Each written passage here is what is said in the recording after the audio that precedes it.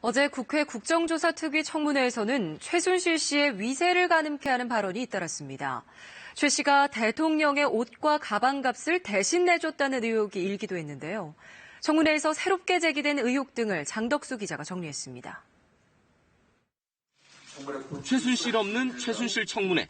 하지만 비선실세 최순실 씨의 위세를 확인하는 데는 오랜 시간이 걸리지 않았습니다.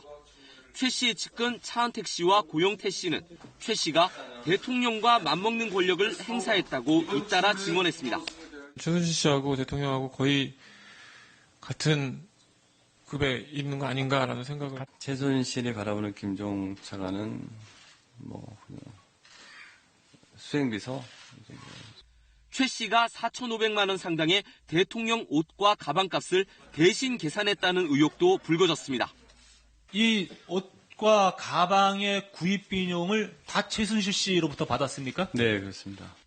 뇌물 의혹이 불거지자 청와대는 대통령이 모두 정확히 지급했다고 해명했습니다.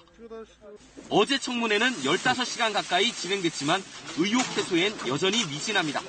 우선 청문회 증인 27명 가운데 최순실 씨와 우병우 전 민정수석, 안종범 전 정책조정수석 등 13명이 무더기로 불참한 게 원인으로 지적됩니다. 국정농단의 행태가 얼마나 후한무치하고 아나무인이었는지를 여실히 보여준다. 동행 명령장까지 발부됐지만 응한 사람은 최 씨의 조카 장시호 씨 단 한 명뿐이었습니다. 불성실한 답변 태도도 문제였습니다. 위원들의 집중 공세를 받은 김기춘 전 비서실장은 최순실 씨의 존재를 비롯해 대부분의 질문에 모른다고 답했습니다. 전혀 아닙니다. 제가 최순실 씨를 정말 모릅니다, 여러분.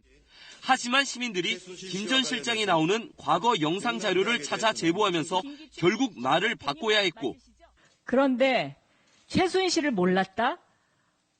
이게 앞뒤가 안 맞죠. 지금 그렇죠? 네. 최순실이라는 이름은 이제 보니까 제가 못 들었다고 말할 수는 없습니다. 그러나 최순실이를 알지는 못합니다.